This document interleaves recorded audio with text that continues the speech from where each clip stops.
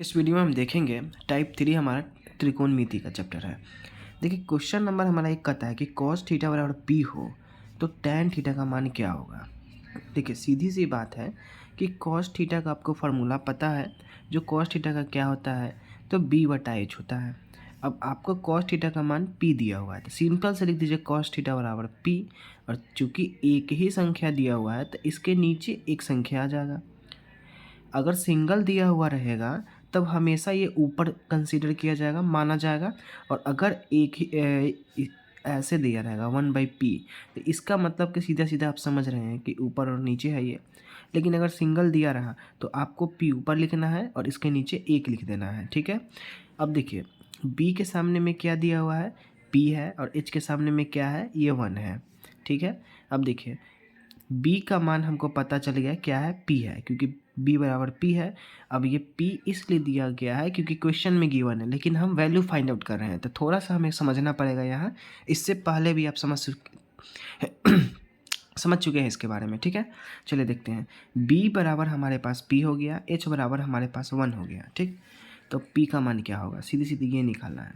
Pythagoras प्रमेय लगा देंगे, h स्क्वायर बराबर p का स्क्वायर जो b का स्क्वायर आ जाएगा। अब देखिए इसके बाद क्या करेंगे कि p का स्क्वायर, हमें p का मान चाहिए तो p को हम एक तरफ रहने देंगे। तो मान लेते हैं p हमारा एक तरफ अकेला आ गया, और चूँकि p हमारा इस तरफ रहेगा तो b को हमें इस तरफ ले जाना पड़ेगा। तो देखिए b के पहले कौन सा यहाँ पे चिन्ह है, प्लस का चिन्ह है। तो अगर बराबर के इस साइड ले जाएंगे तो ये बदल जाएगा, यानी कि -b का स्क्वायर हो जाएगा। तो h का स्क्वायर -b का स्क्वायर बन गया। अब देखिए p के माथा पे 2 है, यानी कि पावर 2 है, तो इसका मतलब होता है कि रूट बनता है, ठीक। अब रूट कैसे बनतेगा आगे हम देखते हैं। h का स्क्वायर यानी h का मान लिख देंगे जो कि 1 है, इसका स्क्वायर करेंगे माइनस b का मान p हमारे पास है, p का स्क्वायर कर देंगे। अब 1 का स्क्वायर हमारे पास 1 होता है, लेकिन p का स्क्वायर अगर हम 2 बार गुना करते हैं तो p का स्क्वायर बनता है। अब देखिए अब हमारे पास p आ गया, ये p, तो p के माथा पर से जो 2 है v हटा दिए हम, तो रूट हमारा यहाँ चला गया, तो 1 - p का स्क्वायर आ गया। p का मान हमारे पास क्या आया, 1 - p का स्क्वायर आ गया। अब देखिए क्वेश्चन में पूछा है tan थीटा का मान निकालना है। तो tan थीटा बराबर क्या होता है, p/b होता है। तो p का मान हमारे पास है 1 - p का स्क्वायर, लिख दिए। अब b का मान क्या है, ऊपर से देख लीजिए, b का मान हमारे पास p है, तो हम p लिख देंगे, तो 1 - p का स्क्वायर बाई p आ गया। इस प्रकार से हम आंसर फाइंड आउट करेंगे। हमारे पास दूसरा क्वेश्चन है कि यदि a sin थीटा बराबर 1 है और b cos थीटा बराबर 1 है तो tan थीटा का मान ज्ञात कीजिए। ठीक है, सीधी सी है, ये आसान क्वेश्चन है, दिखने में भारी भरकम लग रहा है, समझिएगा। a है sin थीटा के साथ तो गुना में है, b cos थीटा के साथ तो गुना में है।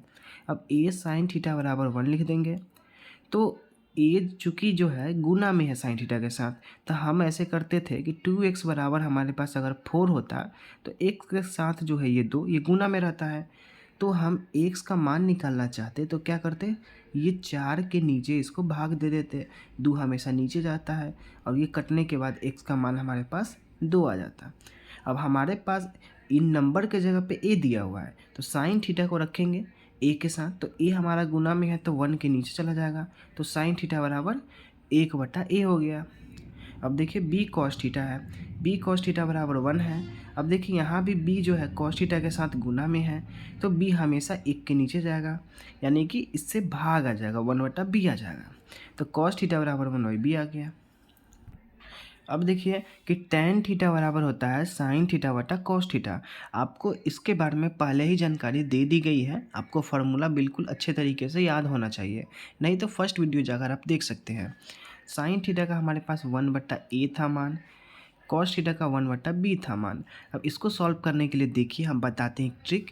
जैसे मान लीजिए 1/2 है और 3/4 है, तो हमेशा याद रखिए 2 और 3 एक साथ रहेंगे, बाकी के लास्ट वाला 4 और 1 एक साथ चले जाएंगे। यहाँ पे भी वही सीन है, सबसे ऊपर सबसे नीचे जाएगा एक साथ, फिर उसके बीच वाला बाकी एक साथ।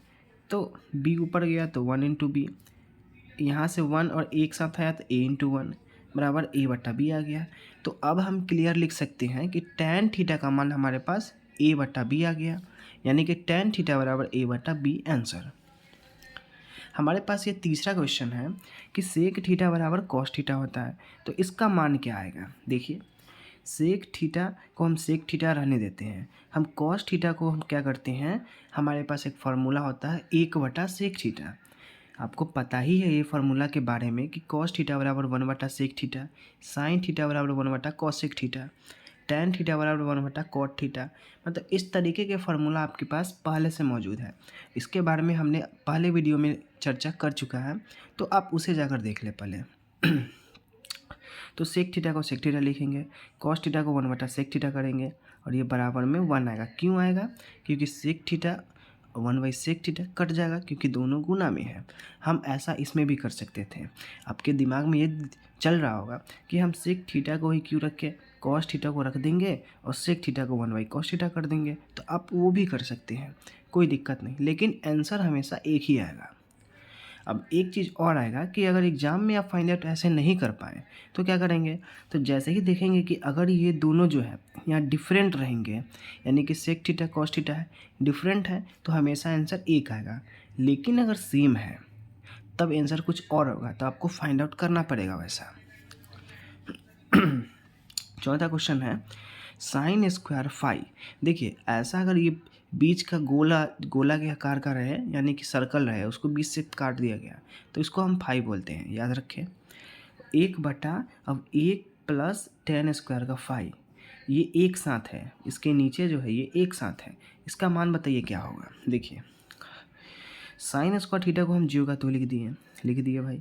अब देखिए 1 है तो 1 को लिख दिए, 1 के नीचे आइए 1 + tan स्क्वायर, इसमें कुछ कर सकते हैं, चेंजिंग कर सकते हैं।